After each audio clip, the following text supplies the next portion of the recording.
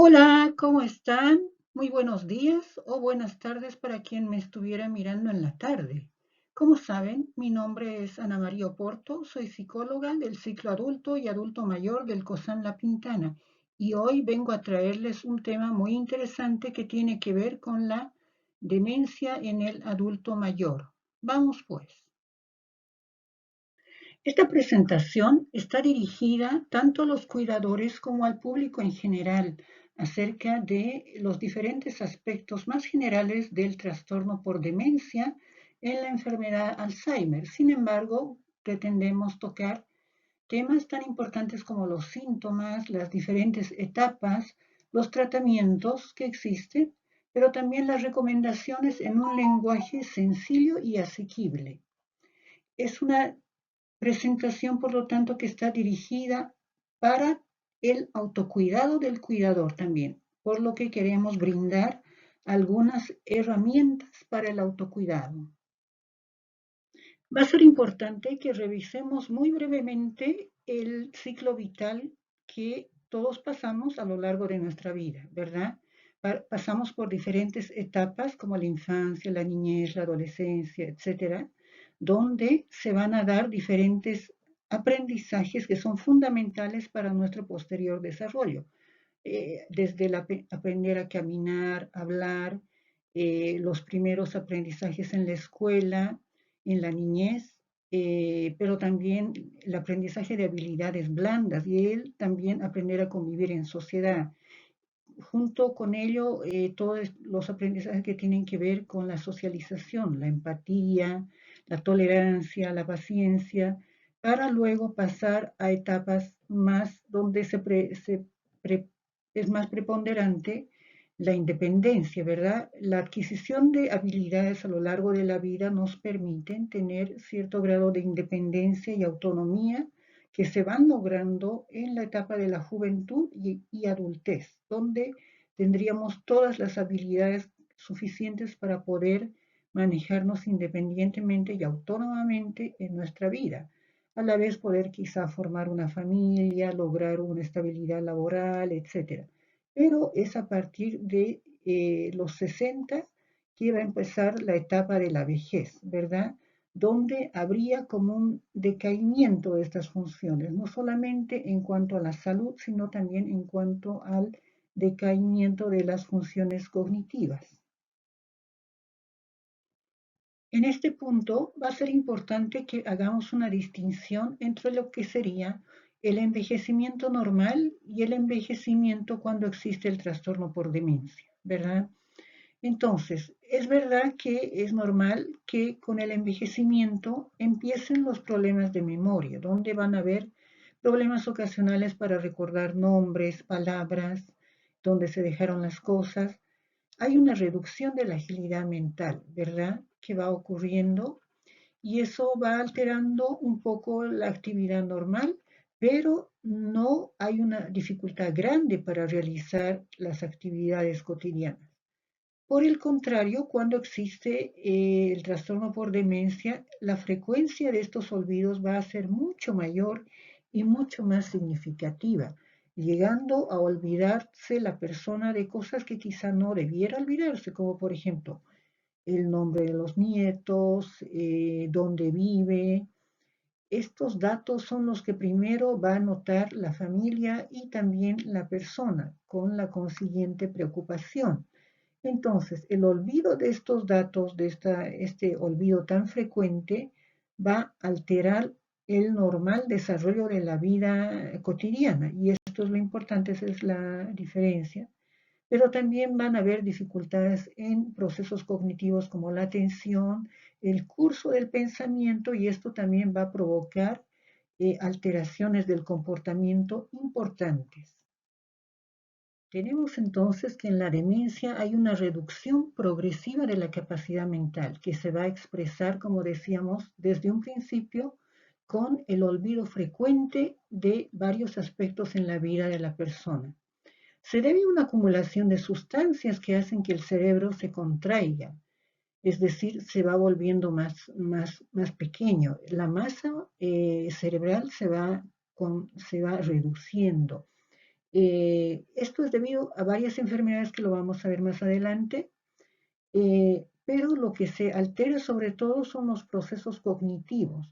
La persona ya no es capaz de pensar como antes, ya no es capaz de utilizar sus procesos cognitivos, por lo tanto también se va a alterar el comportamiento, porque ya no se va a ser capaz de hacer las cosas que antes eran tan fácil hacerlas, ¿no? Como el vestirse, como el ir, qué sé yo, al negocio, pueden haber desorientaciones, puede haber dificultad para hacer una lista de compras, para hacer un trámite. Entonces, vamos a ver que en el cerebro existen varias memorias que vamos a ver más adelante, cómo se van diferenciando y cómo se van gastando, cómo se van deteriorando estas paulatinamente.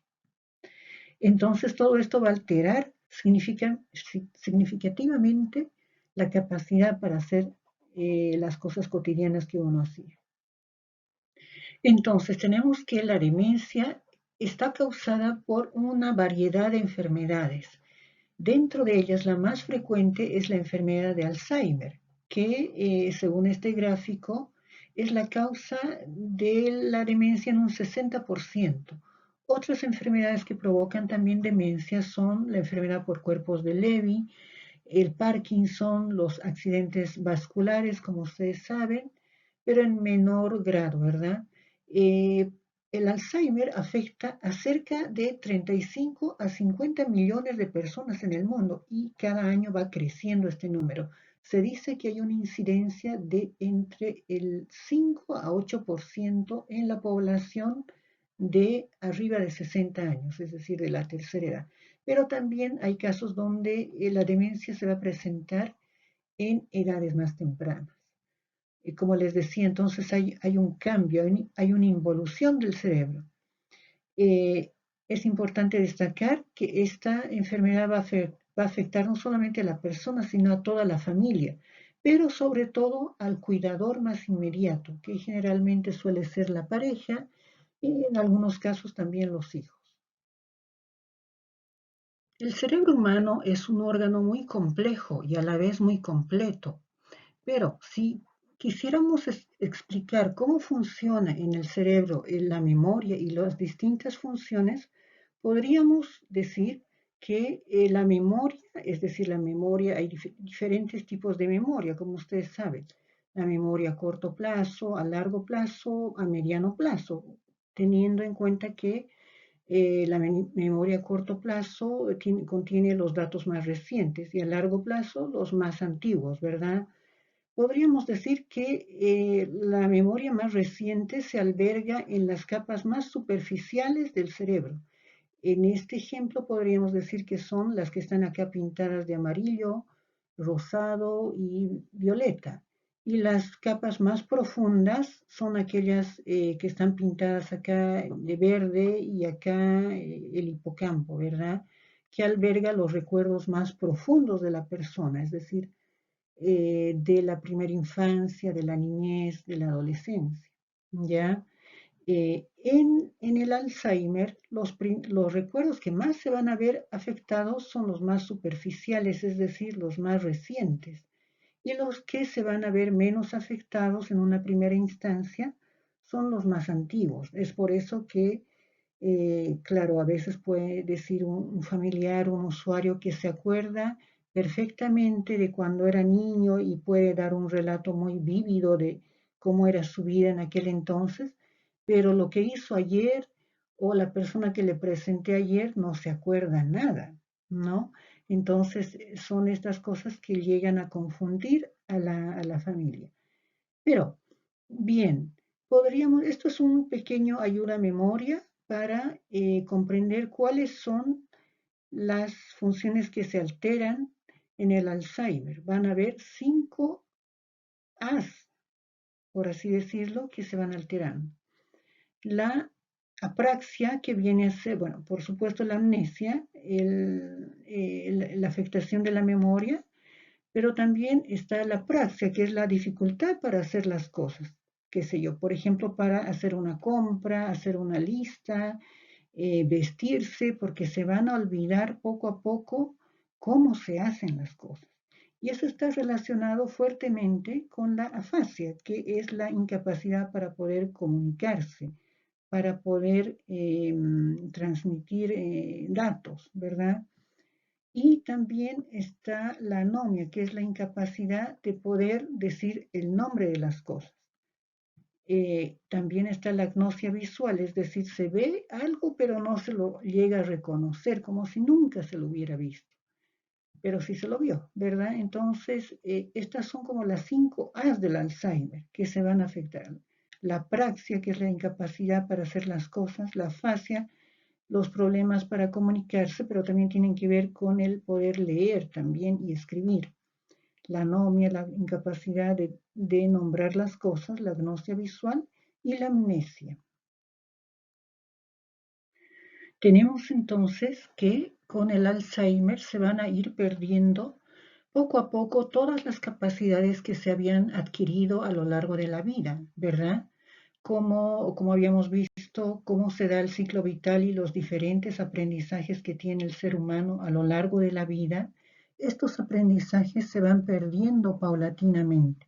Y esto va no solamente del hecho de perder la capacidad de decir el nombre de las cosas, sino también perder la capacidad de seguir una instrucción, llegar de un punto A a un punto B, eh, todo, hablar, caminar, ser independiente, lograr hacer un trabajo que antes se hacía con mucha facilidad, ¿verdad?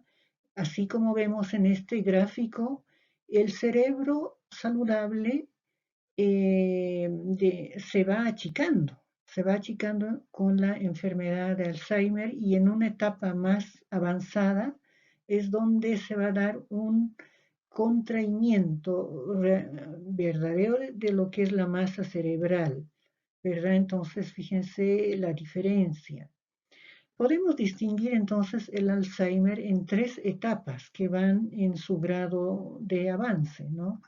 Desde una etapa leve, donde se da la pérdida de la memoria, que como habíamos visto, primero se van a perder los recuerdos más recientes para luego avanzar hasta los recuerdos más lejanos.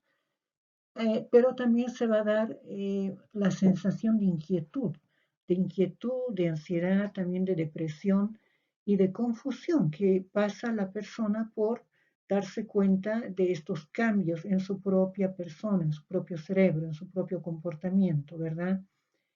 En la etapa moderada vamos a ver que hay problemas para reconocer.